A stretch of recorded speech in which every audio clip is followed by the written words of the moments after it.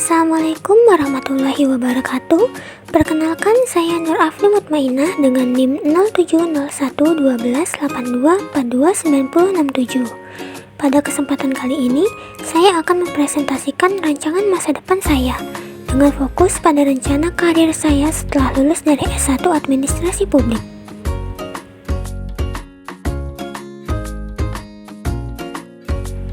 Rencana karir. Plan A saya setelah lulus adalah bergabung dengan PT PLN atau Persero. Posisi yang saya incar antara lain staf administrasi, staf sumber daya manusia, atau staf perencanaan. Tugas utama saya nanti akan berkaitan dengan pengelolaan administrasi operasional, mendukung kegiatan SDM seperti rekrutmen dan pelatihan, serta membantu proses perencanaan strategis agar distribusi listrik nasional tetap berjalan optimal. Syarat karir di PLN. Untuk bisa melamar ke PLN, ada beberapa syarat yang harus saya penuhi.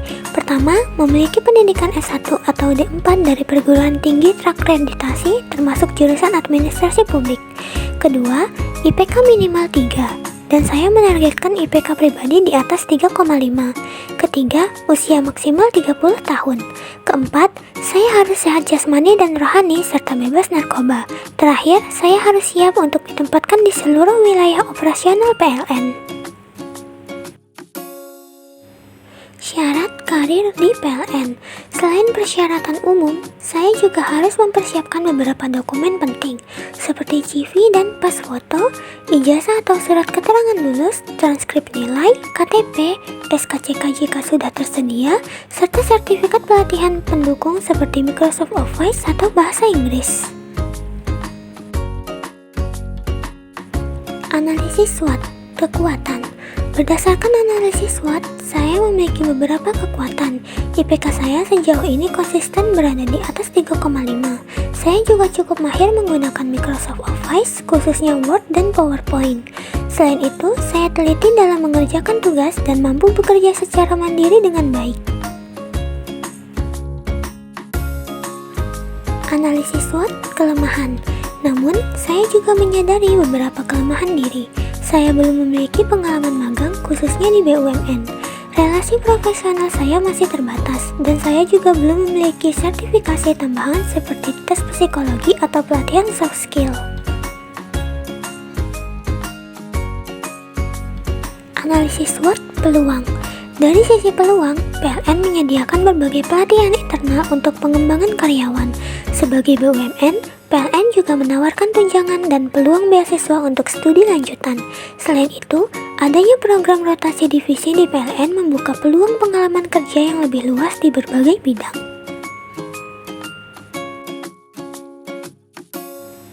Analisis SWOT, ancaman. Tantangan yang saya hadapi adalah banyaknya pelamar setiap tahunnya yang berasal dari berbagai jurusan dan latar belakang. Proses seleksi di PLN juga cukup ketat dan berjenjang.